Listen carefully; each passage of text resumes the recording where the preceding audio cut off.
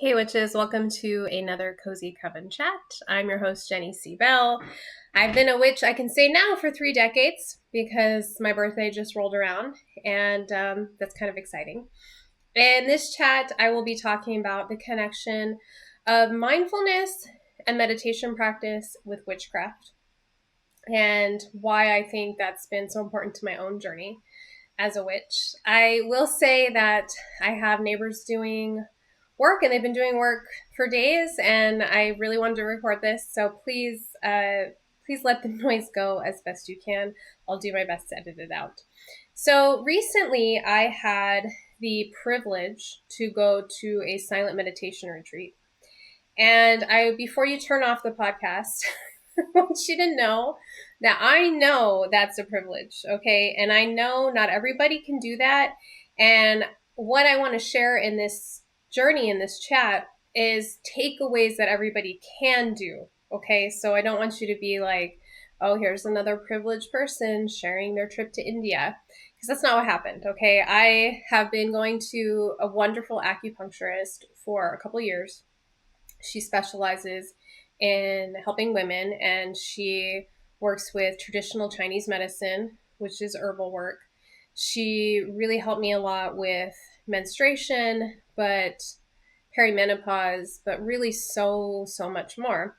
And she has this really amazing place. It was a very interesting story she shared with me, that she was looking for a home to buy, and on Craigslist she said there used to be like a spiritual section in the local section, and the ad was something like paradise awaits you, and it's this beautiful house on a hill out in the middle of kind of like nothing. There's lots of like nature around, and on the property is this octagonal shaped temple that has crystals built into the foundation and was blessed by a goddess, a priestess of goddesses. So it's dedicated in the goddess and Mother Earth and to goddesses.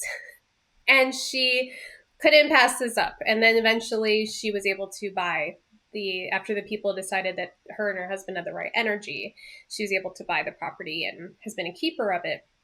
And that space has only been used for meditation and goddess work for, I think she said 20 years, which is amazing. And she had been thinking about working with women in like a women's circle or doing a retreat or something. And I was like, heck yes, sign me up if you do that. And so this was the year she decided to do it. I went to her second one. They were all one day, and you could do all 3 or 4 of them as a series, or you could just pick one. And I picked the one in April because it was focused on joy, and my birthday's in April. And I thought, you know what? Yeah, let's focus on joy, because that's something that is often elusive. And in the way the world is right now, with everything going on, I live in the United States, but what's going on in the United States affects everybody, right? Because we're all connected. Yes, I was like, yes, I'm glad I signed up for joy. And I do realize it's a privilege, but it's not, it was like, it's a privilege, but it was also really hard for me to mentally allow the privilege. So I had the money.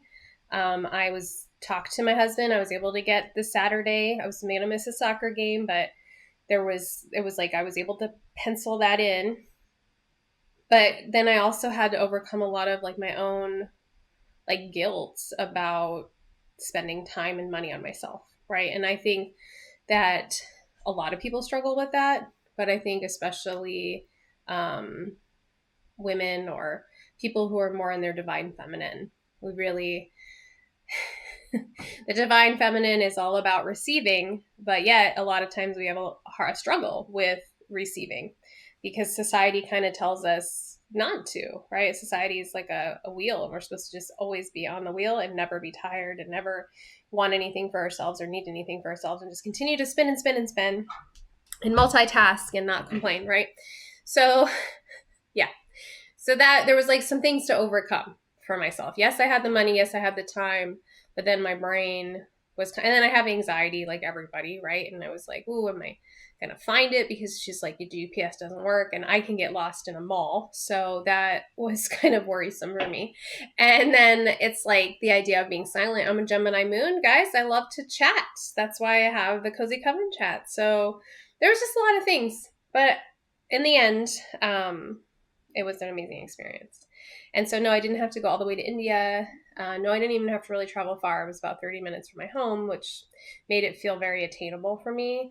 There was 8 other women there, and it was kind of by invitation only. So our person who led the retreat was, most of us, I think, knew her through acupuncture, or she's also a meditation mindfulness instructor at the local Tibetan Buddhist temple. So people might have known her through there. But she kind of hand selected us. And most of us were middle-aged. There was one younger woman in there. And I don't want to age anybody. So if they're listening, please don't be offended. Right. But it was a really special experience. And I wanted to share it here on the chat because I have really been processing it.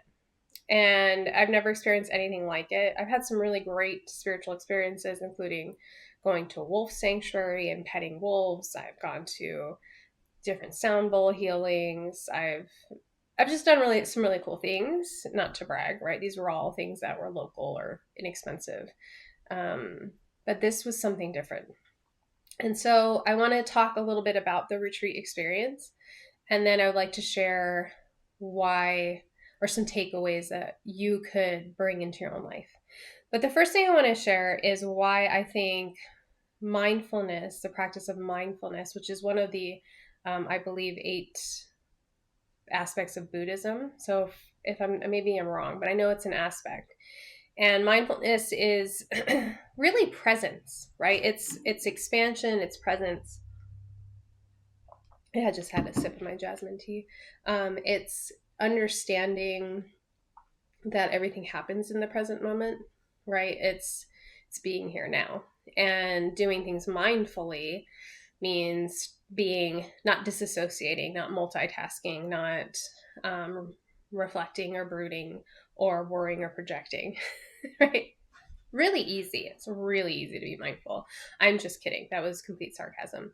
So mindfulness is something I have probably returned to more times than I can count. My favorite author on mindfulness or on books is Thich Nhat Hanh. Please read one of his books.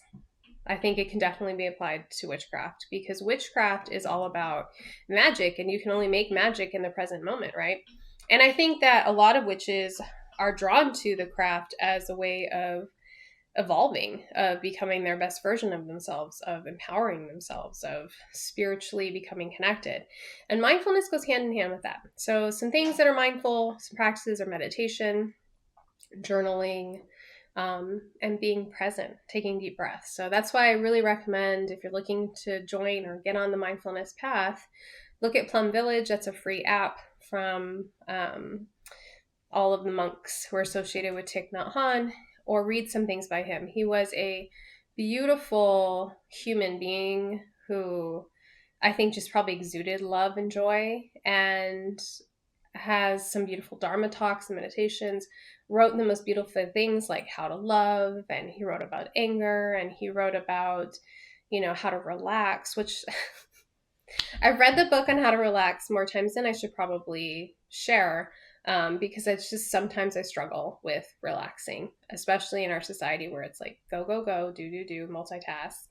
I only feel good and I have value if I accomplish something, right? And I think a lot of us can I relate with that. So mindfulness practice really gets you off the hamster wheel of that and helps you become more aware of your thoughts. It's, where we get the idea of that you are not your thoughts. We start to become more in tune with that, and that's shadow work, and shadow work's part of witchcraft. So I really, I'm not saying you all need to be Buddhist witches at all, but I think we can learn from everywhere, right? That's kind of the beauty of witchcraft. It's like I've said before, it's like a cut and paste religion, make it your own.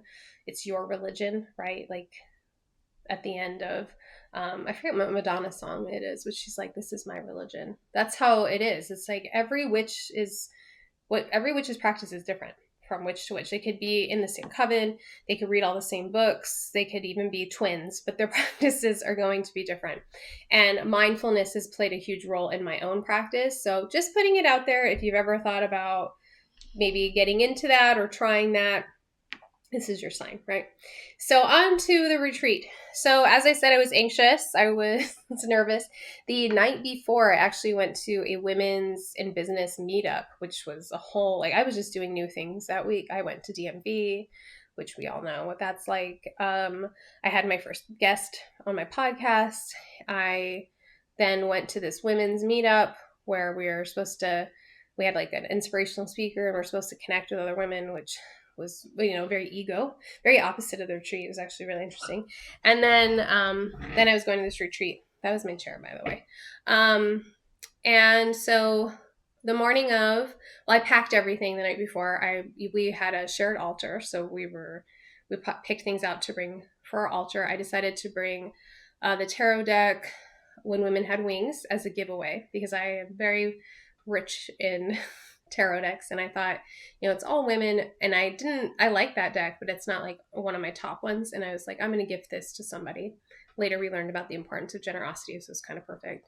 I brought my own deck, the Cosmic Creator Oracle, which is self-published and limited edition, so if you're interested, please let me know. Email me on my website. Right now I only have opened it up to our Coven, and then probably eventually be sold locally and possibly Etsy. And then I brought a piece of amethyst because it represents alchemy and transmutation. And I thought we all want to transmute whatever junk comes up during this time. And other women brought things that meant something to them as well, meant something that brought them either joy or just had something special in their own heart. And we get there and we get to go in this amazing little temple meditation center. And we also brought journals. We brought a water bottle, and I brought some yoga props just to make myself comfortable. And we get there and there's a candle lit, very witchy, right? Like opening that. We were in sacred circle and the silence began. And we started with we had a couple meditations throughout the day, some of them longer than others. All of them sitting except for one of them was a walking meditation. We had 2 Dharma talks, one in the beginning, one at the end. We practiced, I'm going to do my best here, Qigong or Qigong, as before we sat, and that was all in silence. We also ended with like a little mini dance party where we danced with our eyes closed silently, to music though, which was super fun. Our host made us lunch and we had a silent lunch. So I know witches are familiar with silent suppers. So it was like that, basically, like eating lunch in silence. You could be with one another, you could be on your own. And she really wanted us to, what she said was unitask, right? Like just eat lunch, which is very mindful eating. And then you have an hour. And I ended up swinging on swings and laying in the sunshine and journaling. It was really quite beautiful. So at the beginning of the retreat, I came in a little anxious because it was like I didn't know where she lived. We had to go on a dirt road. I had forgotten my water bottle and my coat, and I was kind of like, okay. And I'm always late. Let me just be honest. I'm on my own time, and I'm never early. I'm usually late, and I wasn't this time, so it was good. And so we get there, and for the first half, I would say we all had collective resistance. And what's really interesting about this retreat is that I know everybody's first names, and I know some soul struggles because we did have shares. Some soul struggles they have, but I don't know their last names and I don't know what they do for a living. And I want to say that was really cool because it's like we were just holding each other in silence in a soul spiritual way and not in a ego way. And that's what we've done in our coven too, is we know each other really as just our highest selves there. And so that was really cool. So I would say collectively, we all struggled. There was lots of tears in the beginning. There was a lot of, negativity, especially self-directed. I know for myself and for others. about, like what's keeping us from joy. And there was a lot of like turning inward, which is not easy, which is not comfortable. That's shadow work, right? When we go inward, that's our ego resists. Our ego is like, no, we want you to just continue to live lies and not be your true self. Like the ego really resists it. And a lot of us were in resistance. I could hear people struggling during the meditations, like fidgeting and moving. And I was also struggling, especially towards the end of like our 25-minute one. I went in with like hip injury and my body was like not into it. And then we broke for lunch. And I don't know about the rest of the women, but I never take an hour-long lunch. I don't think I've ever been given one at a job place. I don't take one here working from home. And I never unitask. I usually eat lunch and I'm on the computer or whatever. And to have a silent lunch, which was very yummy and nourishing, and be outside, it was like perfect weather. It was something shifted. And then we went on a walking meditation, which is my favorite kind of meditation, where we just walked super slowly through all of these spring blossoms and trees. And her yard is very pretty. Her garden is very beautiful and not like manicured. It was like my kind of garden, a little chaotic, like dandelions, just really witchy. Well, I had some technical difficulties, so the video just kind of stopped, and I went back and saw that I was about to talk about the walking meditation and kind of the realizations after that. So we all returned after the long lunch and the walking meditation, and the energy was definitely altered. I know I suddenly felt so much lighter in all the ways, and also like for the first time in a long time, like my body relaxed. I'm a multitasker. I am neurodivergent. I have a lot of energy. I do have anxiety sometimes, and a lot of times my mind is very busy, my body's very busy, and I don't rest and relax as much as I probably should. And I just felt this sense of deep calm and restfulness. And that lasted days. The next day was Easter. I actually took a nap after lunch, which I never do unless I am sick. So, and it wasn't because I was exhausted, it's because my body had finally downshifted. That was the key, is spending this day in quiet silence and restfulness and really reflecting caused, like, I think my parasympathetic nervous system to finally kick on and for my body to downshift and to go into relaxation. And I've held on to that through meditation and breathing and practicing more mindfulness and going back to setting intentions every day. So what I think are some takeaways that people can do today is having some time of silence, right? So I was even mindful that I didn't wear a graphic tee when I went to the retreat because it has words on it. And if you've ever read The Artist's Way, there's a whole week that you spend without like watching TV or reading books because you're supposed to deprive yourself of media. You're not supposed to listen to music either. And so something that you can do on a day off is give yourself silence. Like put the phone away or shut it off.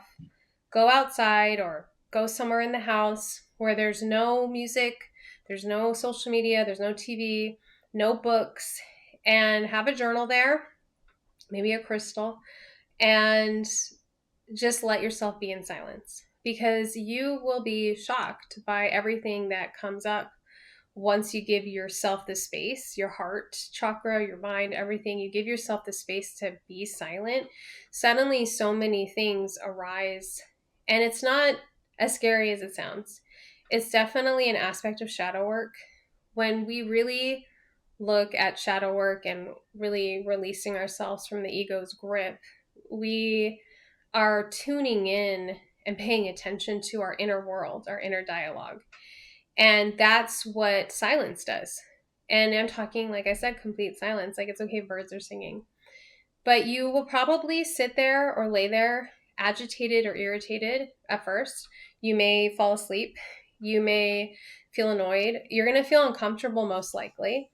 And then at some point with mindful breathing or journaling or mindful walking, however you decide to do it, you will have a shift, because that is what it's about. It's about giving yourself, the silence gives yourself the space to actually figure out what's going on inside.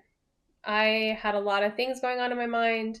I was seeing things differently. It really allowed me a lot of clarity. At first, it felt uncomfortable and almost embarrassing, like some of the things that came up. And then I was able to process them and go through them, release them. That's important.